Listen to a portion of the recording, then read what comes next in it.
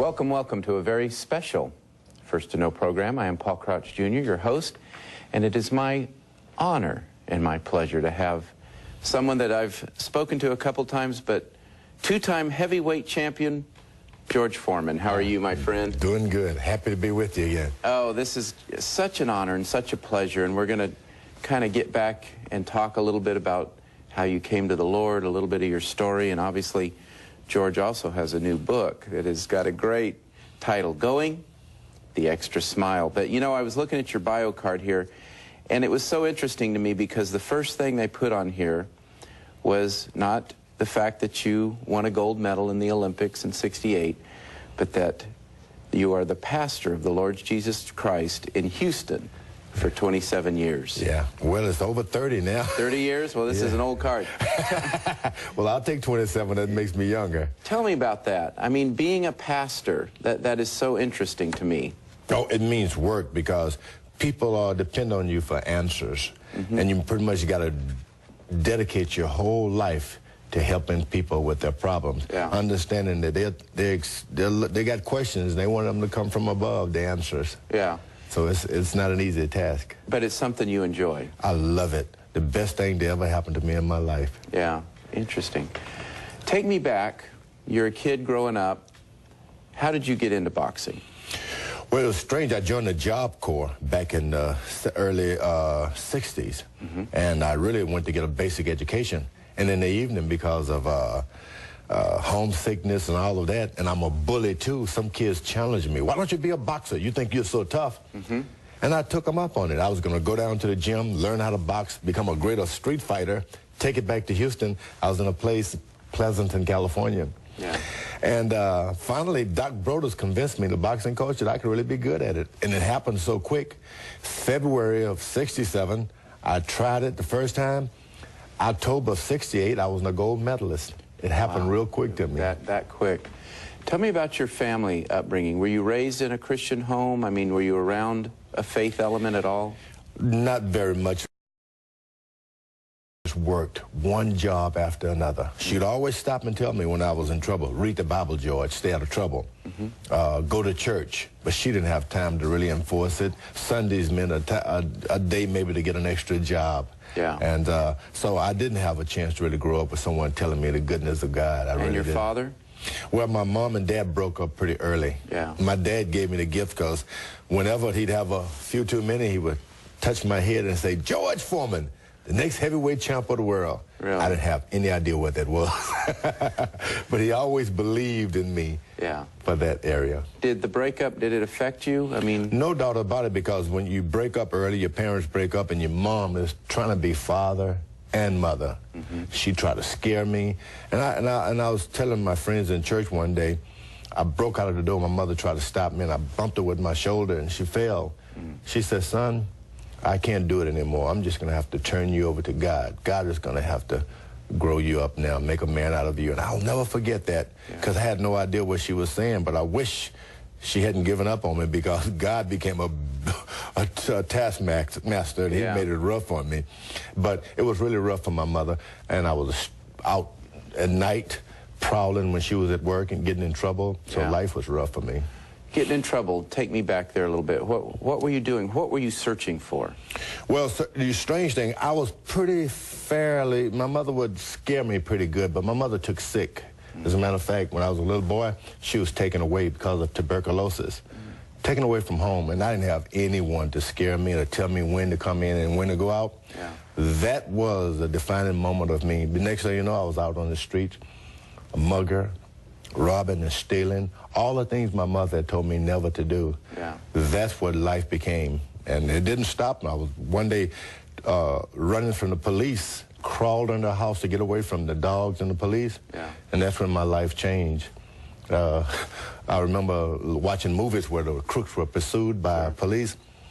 And when they couldn't find them, they sent the dogs to sniff them out. And in my neighborhood, they had these dogs. I was so afraid the dogs were going to get me, so I remember the crooks going into the water to get the scent and change. So I figured I saw a busted sewage pipe. Yeah. And I covered myself with sewage that night so the dogs wouldn't smell me. And it was the first time I realized that I was a criminal, a crook. Yeah, and that you were lost. And I said, you know, I'll never steal again. I got to do something with my life. My mother had raised me better than that. And that's when I found the Job Corps. Okay. And then later boxing. Tell me about what it's like standing on that Olympic platform and hearing the national anthem being played with the gold medal around your neck. Yeah, and I love telling that story because once when I was making truants, shooting hooky from school, a cousin caught me and said, you know, go to sleep, you're never going to be anything. And I said, what? She said, no one in this family ever become anything. That's true. And I was maybe a 14-year-old boy to be written off so soon. Yeah. Now in Mexico City, I'm on that platform. They put the gold medal around your neck and you hear the national anthem in the background. And I remember saying to my cousin in my mind, I must be an American. Why else would they be playing that song? She said I would never become anything. Yeah. Years later, she told me, boy, I always told you were going to be something. But that was the most wonderful feeling that one could ever have, to represent your country and to hear that national anthem on the background, a gold medalist. Oh, I was a 19-year-old boy who had never had a dream to come true. Yeah. How did then you win the gold medal, and then I'm sure you then transitioned immediately, what, into professional boxing? Yeah, it was time to go to professional. I didn't want to be a professional boxer. I'd had a good job, and I was supposed to go to pursue college so I could work as a counselor for the Job Corps and help kids with athletics, but everybody said, you can be champion of the world now, George. So I went out to train and started working out. I got a professional trainer, Dick Sadler, one fight after another. I became pretty good at knockouts because no one believed I was tough. I only had a total of 25 boxing matches as an amateur, so no one expected much of me. But I had this punch. Whenever things would get rough, I'd close my eyes. I'd wake up and they'd be on the floor. Yeah, the iron fist. Yeah. So that's how I did it. So I was #1 contender within 3 years. Wow. Now, again, tell me about your faith. You've had some success. You won the gold medal. Was God still kind of tugging at your heart at that point? It's so strange because I associated with God and religion with really poor. My mom was so poor, and she'd always come home and say, son, you got to watch out, be a good boy, say your prayer, and sad songs. She'd hum a sad song.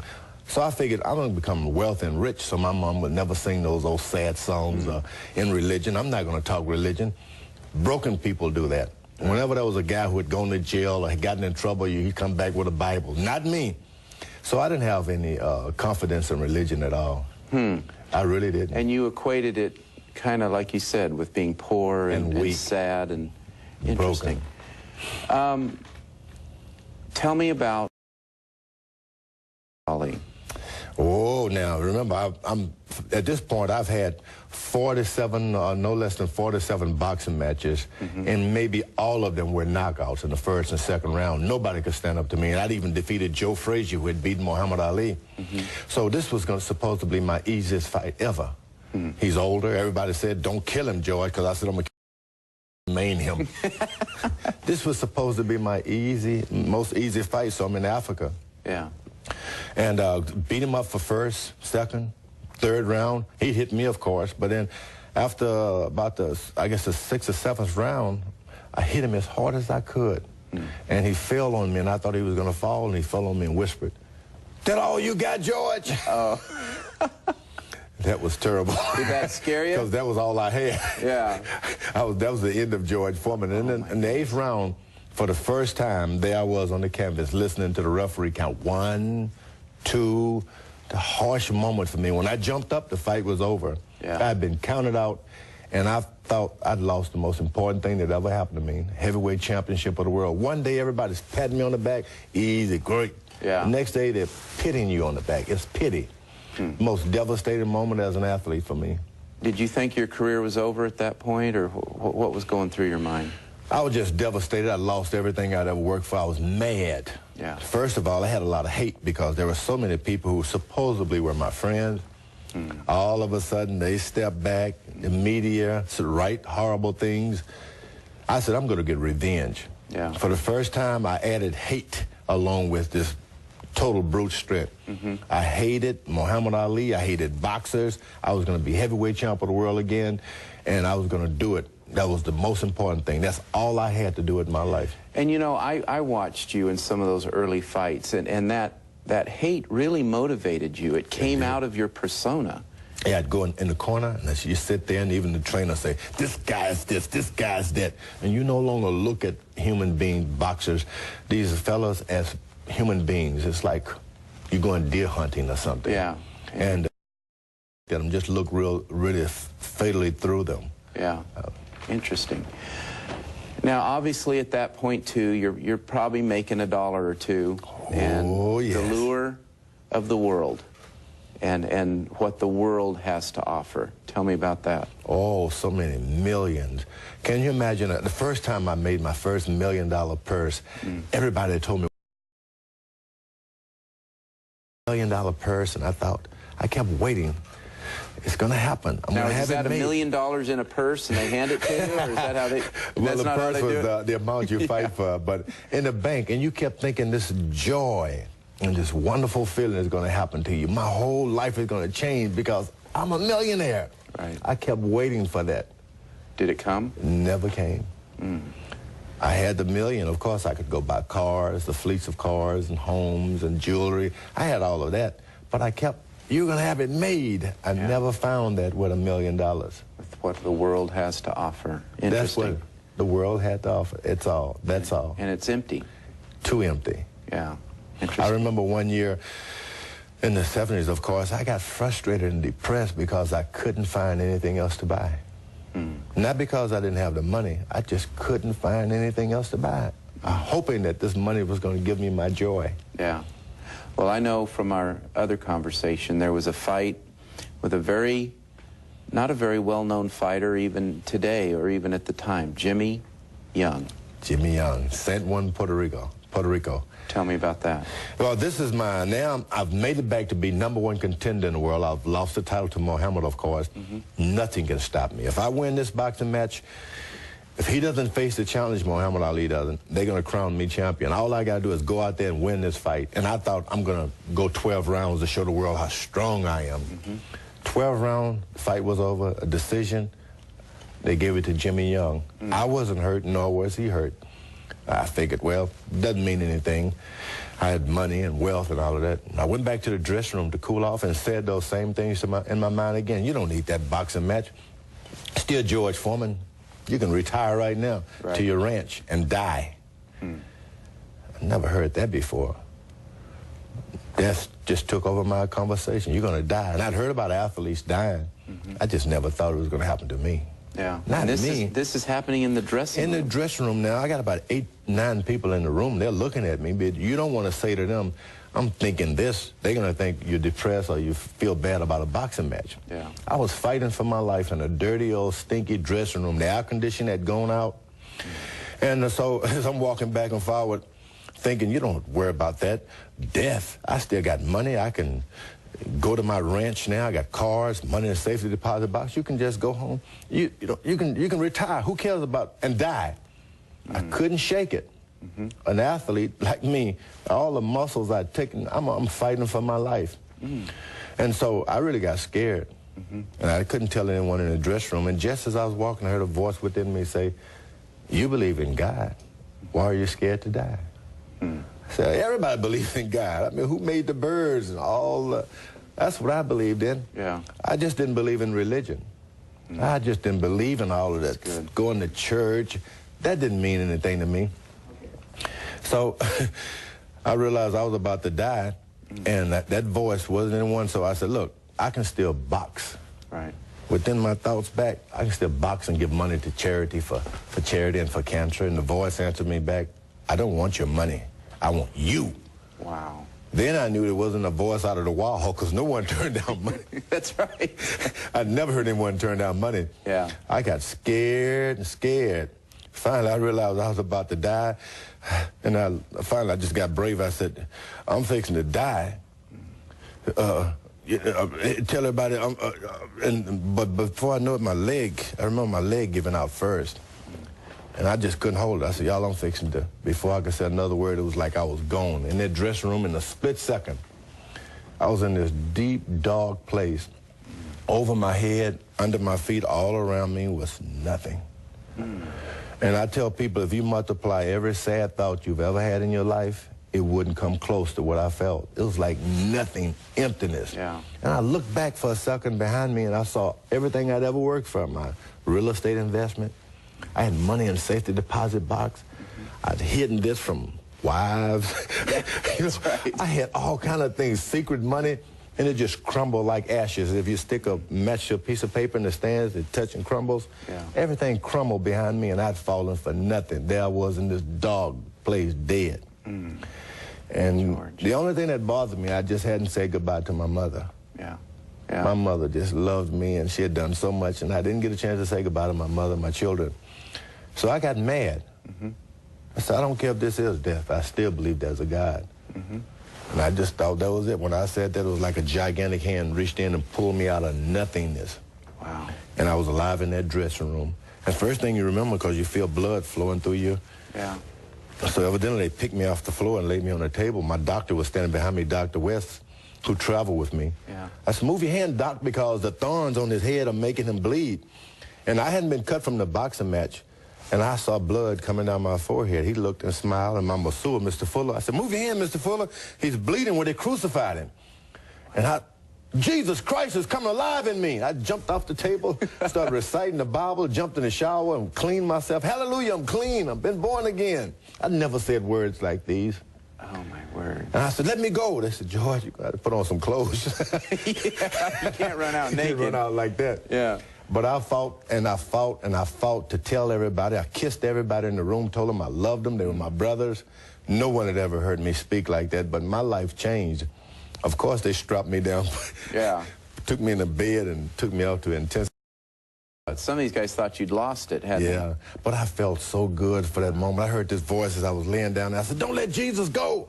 I come to my brothers. They don't believe me. I come to my friends. They don't understand me. Don't let Jesus go. It's either way, one or the other. I come to my brothers, and they don't believe me. And now I go to my Father, which is in heaven, and it was over. For a moment, you know, I told you when I got that $1 million I was supposed to feel? Yeah. That's the way I felt. Yeah. I was really there. I said, and then it was off me, and I felt just the same guy again. Yeah. I said, you witnessed a miracle, and you won't even believe it.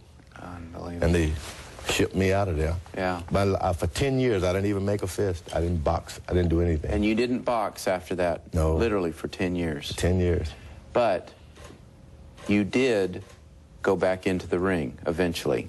I did. Tell me about that. Well, I started working for these kids were getting in the street corner. They wouldn't, I'd preach on the street corners, but they wouldn't come to church. And some kids kept getting in trouble, going to prison. I decided, my brother Roy and I were going to start a youth center, George Foreman Youth and Community Center. Took all the money I had from my boxing days to start this. It's a very expensive venture to get a foundation. And all of a sudden, I just ran out of money. I didn't know what to do. I went home and told my wife I'm broke. And she walked past me. She was pregnant. I said, what are you doing? She said, I'm pregnant. I said, what? I said, do you realize I'm broke? Yeah. She said, you better go get something. Yeah, go earn a living. So I went out to earn money. Then one day I decided in a church to say, you know, I know how to get money for my youth center. I'm going to be heavyweight champ of the world again. After 10 years, 315 pounds, Yeah. I started working out again and got myself back into a major contentionship. That's amazing. Who did you actually fight to win the second time? The second time around, it would be actually 20 years to the date that I would fight Michael Moore for the heavyweight title. I'm 45-year-old man, and I think he's about a 25-year-old boy. Yeah. And everybody was saying, he's going to kill you. You're going to get knocked out. You shouldn't do it. You're too old. I heard all of that. Yeah. But then I had said my prayers. Oh, amazing. Now, obviously after your conversion, and that truly is one of the most amazing, I've heard them all, but that's one of the most amazing conversion stories. How did you get into pastoring? Because that's a whole nother leap in and of itself. When I left boxing, I was afraid of this story at first. I wasn't going to tell anybody this because I'd made fun of religious people, you know. Right. I had girlfriends. We'd make joke about it. Yeah. And so finally I had a friend, Dr. Robert Schuler, and I called him up because he had invited me to church. Muhammad Ali had his group, so I'm going to get me a group of people. So I played that thinking I'd get a crowd, but it didn't work. Yeah. And I told him, I said, man, something happened to him, and I gave him the story of my experience. I said, it really happened. He said, George, I really believe you. come down and tell it to my congregation. Yeah. And he did. And I went down, I thought that would be the last of it. Then he put it on television. I was like, what? So I dropped out of the scene and found a small church that I would attend. Yeah. And one day, and I was ashamed of this story, they asked me to come up and tell the story, and I got up and gave my testimony. Yeah. Then I gave it again. And then after a year or so, I was ordained an evangelist, so I could go into prisons, hospitals, and talk to kids. And it just took over my life. Wow. Then in early 80s, well, the first of 1980, I became a pastor at my own church. In Houston. Yeah. Never intended to be in religion. I never intended. Right. I just wanted to go home and hide from what had happened to me in Puerto Rico. Yeah. And again, it really is about talking about Jesus Christ and not talking about religion or a church. Would you agree? Because I didn't know, but I started screaming, Jesus Christ is coming alive in me. Right. And so I had to tell everybody about that. And before you know it, I'm just all over the world telling people about how important it was. There is a Jesus Christ. That's right. And that's been my story more than anything else. That's the most important thing, is to tell that story about the greatness of God giving us this Jesus Christ. Oh, good words, good words. Tell me about your newest book. You truly do have $1 million smile. Now, I think you've made more than $1 million with it, but Going the Extra Smile. Tell me about that. Well, and I try to tell all my children all the time, you know, you may never be the most fast athlete, the tallest athlete or whatever, or the best student, but you can always be the nicest human being someone has met that day. Yeah. And you do it with a smile. If something is bothering with you, if you're down, you're out, you've lost everything, you can still smile about it. That's right. You can, and then there's always tomorrow. You can smile about tomorrow. That's right. And that's why this book, that smile has been able to bring me through. I've lost everything. When I left boxing, to wake up one morning, to be a rich man one day, and then fractions from being a homeless person. Yeah. And I decided, I'm going to smile about it. Because I didn't want people to meet a man who called himself, who said he met Jesus Christ, and he's sad. What greater wealth could someone have than the knowledge of God? Is your faith more important when you're hitting rock bottom or gone through a divorce or you know, going through some of the trials that literally all of us go through? Oh, that's when it is. When adversity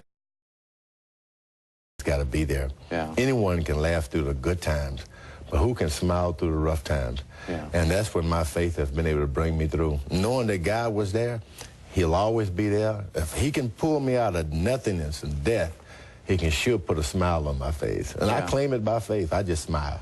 You know, just take a couple minutes. What would you say, and I know you speak to a lot of youth groups and churches, but just turn to that camera. What would you counsel people or say to people that are facing some of the things you have faced, true adversity in their life?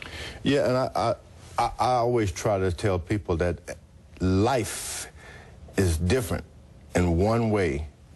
It's most different than death. When you're dead, there's nothing that I can tell you about. But when you're alive, you got something to cheer about. That's right. If you're going to be living, you're going to face adversity. That's why they call it life. Bills, divorce, heartaches, all of these come only to those who are alive. And I celebrate my life by saying, bring it on. Amen. Amen. Bring it on. I mean, and I'm going to smile about it because I was in the ring a couple of times, and I remember being knocked down by this Ron Lyle. He hit me so hard, knocked me down to the canvas. I was staggering. I went back to my corner, and Gil Clancy said, George, do you really want it? Want it? I said, I had $1 million. I've already been champion of the world. What do you mean, do I really want it? And I found out later on, do I really want to look in the mirror and say, you know what, I fought. I brushed my pants off. I got off the canvas, spit in my palms and say, I can go another round. Yeah. And we can all go another round if we just embrace God and learn about Jesus Christ. It was all about what they were telling me about one day you're going to have it made. I was going to have faith. That's what I got. You know, a lot of people think that, okay, you become a Christian and life is all of a sudden going to become perfect and you're going to have no problems. But in many cases, it could be just the opposite, you know, that the the devil's going to fight you even harder now. Oh, and yeah. Tell me about that a little bit. As a matter of fact, there wasn't a devil until I found God. That's right, that's right. That's when the wrestle started. But I remember reading a book one time in church, a little verse that said, I have been young and now am old, but I've never seen the righteous forsaken, nor his seed beg bread. Mm-hmm. And one day I'd lost every dime I had. I was broke. And I just walked down the street crying, as a matter of fact, and saying, God, I'm going to preach this sermon, and nothing's going to ever stop me from telling this story about what God does for the ones who are faithful. Mm-hmm. And you know what? I've never looked back. Yeah. Yeah. Everything has worked out just fine, but I had never seen, it was as a man growing up, a man embracing religion, that I found bankruptcy. Yeah. I found everything that's supposed to be rough once I found religion. You know, I'm reading through the book here, and again, George's newest book is called Going the Extra Smile, Discover the Life-Changing Power of a Positive Outlook. And again, I don't know that there's any athlete that I've ever seen a greater turnaround, again, in the early days, seeing the hate and just, you know, the troubled soul came out of you, and now you just beam and you just exude Jesus Christ. I see it in your eyes, I see it in your face. And you're taking that attitude now even into the business world. I mean, tell me about selling this little thing called the George Foreman grill. That is amazing to me. Because so many people thought, oh, they called it a griller, they called it all kind of names. Yeah. But I took on this, I was doing really good on Madison Avenue doing commercials, and then one friend challenged me, as they did with boxing, why don't you get your own product? I said, how much are you going to pay me? No, we're not going to give you money. We just want you to go out there and put your name on it and promote it. And by faith, my wife chose, you know what, George, it really does work. And I thought Welcome, welcome to a very special First to Know program. I am Paul Crouch Jr., your host, and it is my honor and my pleasure to have someone that I've spoken to a couple times, but two-time heavyweight champion, George Foreman. How are you, my friend? doing good. Happy to be with you again. Oh, this is such an honor and such a pleasure, and we're going to kind of get back and talk a little bit about how you came to the Lord, a little bit of your story, and obviously George also has a new book that has got a great title, Going the Extra Smile. But, you know, I was looking at your bio card here, and it was Back to Houston, I was in a place, Pleasanton, California. Yeah. And finally, Doc Brodus convinced me, the boxing coach, that I could really be good at it. And it happened so quick. February of '67, I tried it the first time. October of '68, I was a gold medalist. It happened real quick to me. That quick. Tell me about your family upbringing. Were you raised in a Christian home? I mean, were you around a faith element at all? Not very much. Worked one job after another. She'd always stop and tell me when I was in trouble, read the Bible, George, stay out of trouble. Go to church. But she didn't have time to really enforce questions. They wanted them to come from above, the answers. Yeah. So it's not an easy task. But it's something you enjoy. I love it. The best thing to ever happen to me in my life. Yeah, interesting. Take me back. You're a kid growing up. How did you get into boxing? Well, it was strange. I joined the Job Corps back in the early '60s, and I really went to get a basic education. And in the evening, because of homesickness and all of that, and I'm a bully too, some kids challenged me. Why don't you be a boxer? You think you're so tough? And I took them up on it. I was going to go down to the gym, learn how to box, become a greater street fighter, take it back to Sundays meant a day maybe to get an extra job. Yeah. And so I didn't have a chance to really grow up with someone telling me the goodness of God. I really And your didn't. father? Well, my mom and dad broke up pretty early. Yeah. My dad gave me the gift because whenever he'd have a few too many, he would touch my head and say, George Foreman, the next heavyweight champ of the world. Really? I didn't have any idea what that was. But he always believed in me. Yeah. For that area. Did the breakup, did it affect you? I mean... No doubt about it, because when you break up early, your parents break up, and your mom is trying to be father and mother. She tried to skip. So interesting to me, because the first thing they put on here was not the fact that you won a gold medal in the Olympics in '68, but that you are the pastor of the Lord Jesus Christ in Houston. for 27 years. Yeah. Well, it's over 30 now. 30 years? Well, this is an old card. Well, I'll take 27. That makes me younger. Tell me about that. I mean, being a pastor, that is so interesting to me. Oh, it means work because people depend on you for answers. And you pretty much got to dedicate your whole life to helping people with their problems. Yeah. Understanding that they got